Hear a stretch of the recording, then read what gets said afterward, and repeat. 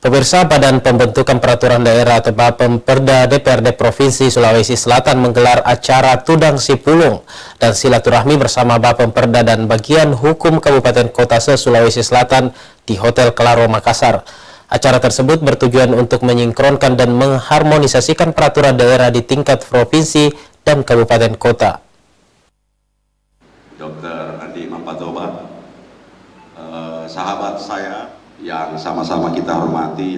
Bapemperda Provinsi Sulawesi Selatan menggelar acara Tudang Sipulung dan silaturahmi bersama Bapemperda dan bagian hukum Kabupaten Kota se-Sulawesi Selatan. Acara tersebut dilaksanakan selama 3 hari, dimulai sejak tanggal 12 hingga 14 Februari 2022 di Hotel Claro Makassar. Dengan bertemakan harmonisasi dan sinkronisasi peraturan daerah Sulawesi Selatan, acara tersebut bertujuan untuk menyelaraskan peraturan daerah di tingkat provinsi dan kabupaten kota se-Sulawesi Selatan. Acara tersebut dibuka secara resmi oleh Syahrudin Aldrif, Wakil Ketua DPRD Sulawesi Selatan, pada Sabtu malam.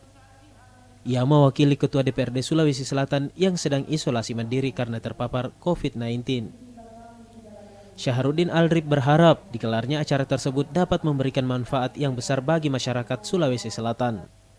Harmonisasi ini sangat penting, apalagi dalam rangka persiapan implementasi Undang-Undang Cipta Kerja yang tadi disampaikan oleh Ketua Perda.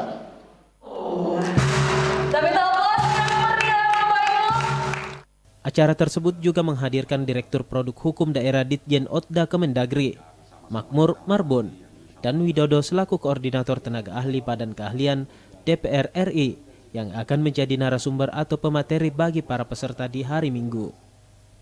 Fitri Herunisa, Sulawesi TV. Bagaimana caranya mensikapi, mudah-mudahan